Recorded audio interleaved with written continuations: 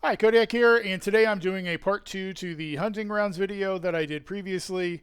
Um, we'll be covering the success chance and what goes into the success rate of adventures. For a quick recap, the hunting grounds is known as the exploration checkpoint in the knowledge tree. It is under production base as part of those series of unlocks. The overall system is basically you send guys out on adventures and they have a chance of success um, depending on who you check and everything else. So, what goes into that success rate? Well, somebody asked that question on Reddit, a user named Miss Mia Wallace 99. And when they didn't get a response, they created a new thread that they basically started doing all sorts of testing on their own, which then in turn, I kind of pitched in some of my ideas. They tested out some more. So this is kind of recapping all that. I will put a link to that in the description of this video, so that way if you want to kind of read through their thoughts and everything and all the things that they tested, which was extensive. They tested everything. They did a wonderful job. Big shout out to them for that. So with that said, the major states or stats that actually contribute to the success chance are attack, defense, health, damage reduction, and I also theorize damage increase. But that's a very difficult thing to test on the Cloud Mist map because there's almost no sources of just single damage increase by itself. So you can't really tell the success chance of that. But there is a source on the other map that we'll discuss here in a minute. So with that said, the only attribute that actually impacts any of this is physique. For every point of physique, max HP goes up by plus 10. So for most of my guys that I've been labeling explorers, I've completely wiped their stats with a mysterious body shaping pill and put everything into physique. On top of that, for the tribe bonuses on Cloud Mist, there is tribe power defense from the Flint. It is 3, 6, and 9. I tend to only recruit 6 and 9, but you can whatever experience that you want to have. In terms of the other map actually has Savage Horn, giving you 8% damage reduction, and Wild Wolf giving you the 8% damage increase if that in fact does work. For regular talents, we have Powerful Attack, we have Enhanced Defense, and we have Full Vitality, increasing those stats respectively. And then Injury Relief will reduce damage taken, which you can see here instead of 50 and 50 as 50 and 59. So those are pretty much the rest. There are a couple of other talents for the last two slots that are things like if you're standing for Instill, that your attack rating will go up. Same thing, I believe there's one possibly for defense rating to go up. But honestly, I don't know how much those actually stay applied. If they're just sitting there, that's fine. But what happens if they're running up to the actual explorations table and then take off? Is my success chance that I thought it was suddenly going to go down? And then so I didn't want to deal with that. Instead, because I'm on tribe mode and I'm going to use these guys for base defense potentially, I put bloodbath recovery and quick bandaging, which are pretty staple NPC skills to have. They also make leveling these guys not so awful because they actually have some fun abilities that actually make them fairly survivable. In terms of items, there are basically four factors that go into it. For one, their weapon, it's just literally any weapon. If they have a shield and spear, they do not need the shield. They just need the spear. A spear is equal to a greatsword, which is equal to a bow, which is equal to a hammer. It doesn't matter. Long as they have a weapon equipped of a particular tier, so steel, iron, etc., then that counts. That means that the damage mod is not required because, again, it's not based off a damage rating. So like hammers, which have 200 damage, are not worth more for whatever reason. So that's the first one. The second one is just your base armor. So you can see there in the gray stats on the right, the armor just by itself always has a full spread of all these things that benefit. So maximum HP, defense, maximum HP percentage, defense percentage, all those are great. That's like that for every single piece. Then if you put a costume on it, so for example, here we have a Iron Tier Sabertooth Predator costume. That is attack plus 5%. That's another bonus that will help. And some of the other sets, like for example, Ape has defense and maximum HP. The Mammoth has defense and damage reduction. So there's a variety of stats depending on what set you want to go with. And then the final one is mods, which this character doesn't have mods for the purposes of explanation. But this character actually does have mods where you can see you can actually put plus defense actually on here. And that's a T2 defense mod. It goes 10, 20, 30. So you can actually put that on the chest piece and you can put that on the leggings. So that'll give you like an extra 40 defense or 60 defense if you go with the higher mods. So that's basically equipment. Obviously, when we look at this, the most amount of stats are going to be from the base item, which naturally means the base gear the highest tier you can go up in will give you the greatest success chance over anything else. The important thing to remember with all the talents and all the bonuses that they have and all along those lines are that all of those are percentage based. And being percentage based means that the higher that the stats go up, the greater bonus that they will overall get in terms of boosts that they get. Now, it's very annoying. I needed that guy. So with that said, we want to now go ahead and look at the various, like how big are these actual bonuses that we're actually getting and how does that actually work? So let me go ahead and put my guy back over into this. Hey, buddy. Go ahead and there you are. Perfect. And when we look at the success, probably the easiest one to actually check that is over here on the beast layer for shells. So if we go ahead and we take Emmett just had that iron costume, we can see that he gets up to 14%. So that's kind of our baseline. This is just an iron costume with bonuses and a steel weapon. That's our base of 14. Now, if we take our next character, we have Emma.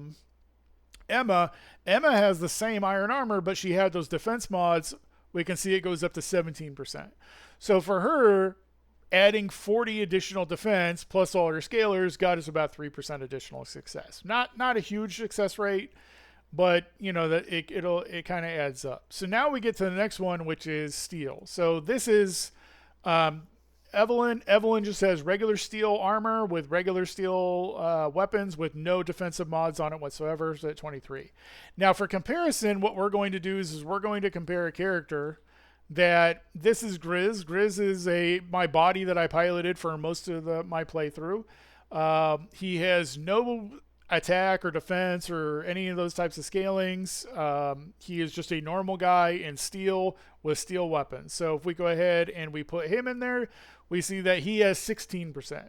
So when we compare, this guy is basically geared the same as Evelyn was, but you can see like he is a full, like 8% or so lower total amount comparatively to where Evelyn was overall, where, she was up at, so about 7%. So 7% difference from just the stats alone. So for having the right talents, having the right traits, having the right everything, having the attributes put into the right thing, she got 7 additional percent having the equivalent level gear.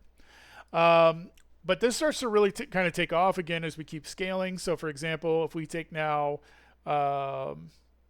steel with actual mods in it, so let's go ahead and steel modded, we can see he jumps up to 31%. So that's a pretty huge, that's a 7% additional bonus just for adding in 60 additional defense. That starts to really kind of like, you can start to see like, adding in that extra 20 that also gets multiplied, we're picking up all that extra percentage. It's pretty nice. And then we go really crazy. So now we have a guy in steel armor with an advanced ape costume with T3 mods. So that's 60 additional defense. The ape set gives 60 additional defense on top of the 7.5% of additional max health. We plug that in and boom, 48. So that's 17% additional bonus by going from no costume with mods to just adding in the costume alone. So things just get really crazy as we scale up. And that's basically the main takeaway. Always just go up in tier. Just going up in tier is the answer. Even if I were to put Grizz in here with going up in Steel Ape and whatnot, he would probably be pretty comparable to this, like probably 40% or so. So it's still not quite the same, but it's still pretty good. But what it really comes down to, though, is what it is we're doing. So, for example, we're doing kind of a low-level POI right now for this example. If I go ahead and I take Emmett, again, just our most basic Iron Tier Sabretooth costume, he's at 14%. Well, if I take another guy with the same amount, I'm at 100%. So it doesn't matter, like, if for example, we have our Steel Ape guy gets to 48% because I'm still going to need a second guy. So at that point, it comes, what's easier to maintain, Steel Ape or just two basic Iron costumes? So that's really kind of how you have to look at this, and that's why it's going to be really variable to the scenario that you're in terms of like, what juice is worth the squeeze. And we really see that in other scenarios, like for example, when we really get into like the higher end stuff. So this is the desert.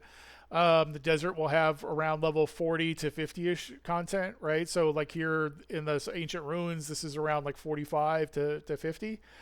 So if we go ahead and we send guys on this, so let's take our basic costume guy. We'll take our iron with mods. You can see we're still not even at 0%. We'll take our steel with no mods, and now we're at 22%. And then we take our steel modded, we're at 69%. So at that point, I'm still going to have to add in a fifth guy to reach that 100%. However, as we go ahead and let's say I removed Emmett, and then we add back in our Steel Ape guy, now we're at 84%. So if I had two Steel Ape guys, I could run this in 4 people instead of having to put in a 5th person. And that's really where you want to reach those types of breakpoints where it's like, okay, my gear for the content that I want to farm. So like, let's say I want to farm adhesive. I may need, 4 guys in Steel Ape armor to do this and then reach 100%. Or maybe I can do it in 3 guys in Steel Ape armor or 3 guys in Steel Mammoth armor or things of that nature. Meanwhile, while these guys are farming Steel Ape, maybe I'll have like another group of like 2 or 3 guys in lower tier armor, so really low investment costs, coming over here and farming like gear durability mods.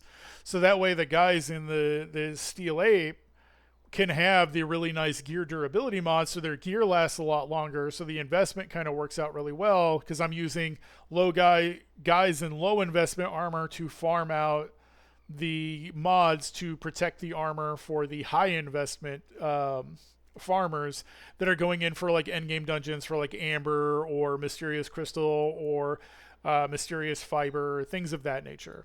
So that's kind of how you kind of want to look at it. It's really going to vary. That's really apparent, for example, here on some of these like mid-tier ones to farm up the steel components. So for example, this is one that I actually farmed quite a bit for horns as well as delicate hide. By having a couple of guys in the steel tier, I was able to get this down to like 3 guys pretty easily. However, again, if I go ahead and I were to add in an ape, I only need 2 with this right there. So, like I could, instead of doing like 2 teams of 3 farming this, I could have done 3 teams of 2. And, basically now I'm getting 50% additional output from the extra team being able to run 1 extra time. So that's really, you really kind of have to break this down. That's really going to vary character to character. Whether or not that's really worth doing doing all the effort to get the guys and what it is you're doing, it really comes down to like what it is you're doing. So like, for example, this is a really high-end dungeon. This is the Holy Ruins that's in the volcano. I can literally throw all of the top-end guys, so steel, modded, non-steel, iron cost mod, iron costume, and then steel ape, and I don't even reach 100%. But what's really kind of terrible is, so like that's the steel ape guy. So let's say I take the steel no modded, right? So we remove her. And okay, so we went from 40% down to 15. But now if I look at Grizz, because remember, Grizz doesn't have any of those bonuses, he's at 38. So the difference between a guy with all the perfect talents and all the perfect stats and all the stuff on some of this higher end content is only 2% difference. It's a much bigger difference when you're doing lower tier content because the requirements are much less, but when the requirements are much higher, the percentage overall is just, much more, it's much tiny. And even if we were to take all of this, it's a 10% difference if we were to take 2% from all of them. So it really does come down to really the equipment that they're going. Because, like, again, here, if we were to say, go ahead and compare our Steel Nomad and then, Steel Ape like that. And then we go ahead and we remove him. And then now we compare him to Grizz with no bonuses. I mean, it's that's an 8% difference. I mean, now it starts to really kind of add up in that scenario. So, again, what really matters there is the tier of equipment that you're going to be putting on when going after these higher end bonuses. So, is the juice worth the squeeze? It really does depend on what content you're actually trying to farm. If you're going to try to really farm the really high end content, you're really going to be stuck to really just going after using the most top end equipment that you can possibly put at it and going at it from that angle and seeing like would a couple of percentage actually push you over the edge. And that's going to, again, that's really going to vary from source to source. So that's kind of what you kind of have to look at things. It also depends on what it is you want to farm. If you only care about, like, for example, the low end dungeon, you're just looking for like a low investment quick way to get that, you don't need top end guys, you don't need top end bodies. You can literally just take whatever trash bodies you got while leveling till you got golden legend mask and just keep those guys and just throw them at this in whatever highest best gear that they got, and they'll probably be pretty successful. But if you want to do the top end, going after the real farm and whatnot, you might actually want to go ahead and get those guys.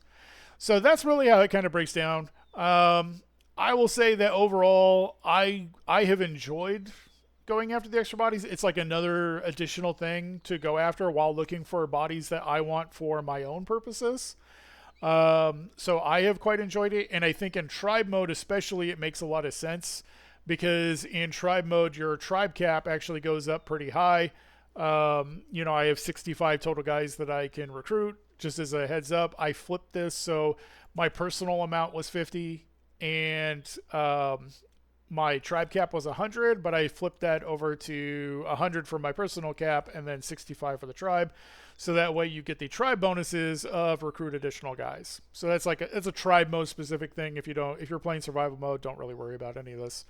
But if you have access to all these additional character slots, that makes a really good use for it because, like even with two bases, like I have two bases going right now and everything, I'm only going to use maybe half of those slot maintaining the farms and buildings and, all the various cookeries and things like that.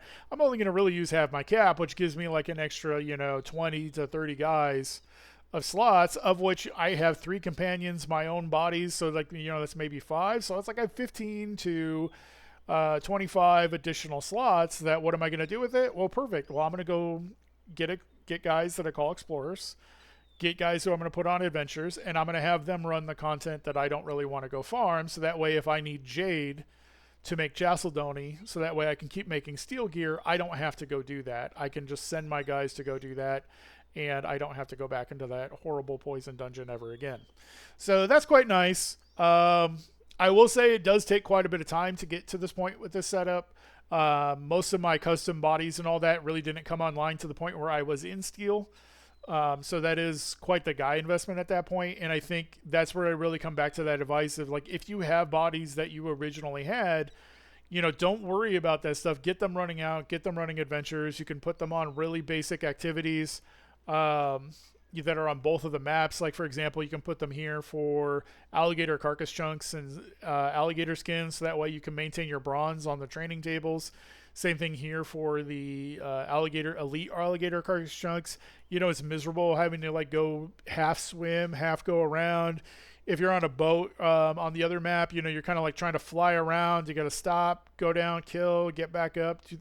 It's a giant pain to go do a rotation. You can just throw guys on it and forget about it. It's pretty good. So definitely get those going really quickly. Don't think that you have to have a whole setup investment for min max success chance before you start running these. Just start running them as soon as you start seeing success percentages. On the topic of that, what is considered success versus what is considered a failure seems to be very RNG, which is kind of in theme with the game. There's many scenarios here where we will see, for example, Bloodthirsty killed Elite Scorpion, and they got 50 rare shells and only 12 premium shells. And then you will get another one where we will see they, just had Adventure to the Beast Slayer, went smoothly, easily defeating it, and we got 60 premium shells and only 11 rare shells. So I don't know how to make sense of some of these things. You get another one where they're like, oh, we had to give a percentage of our take to everybody else share the spoils with the tribe's idlers for some reason. So we got more or less or whatever. I don't know how much of this is flavor text. I don't know how much of this is actually explaining what's going on. There are scenarios, though. For example, this one contracted a plague at the Beast Slayer. They developed a fever and cough, and they returned listlessly after barely returning to health. So there are failures, even at 100% success rate, where you just don't get anything. Another one here is in low spirits, legs trembling when seeing a plunderer, and fled back in panic.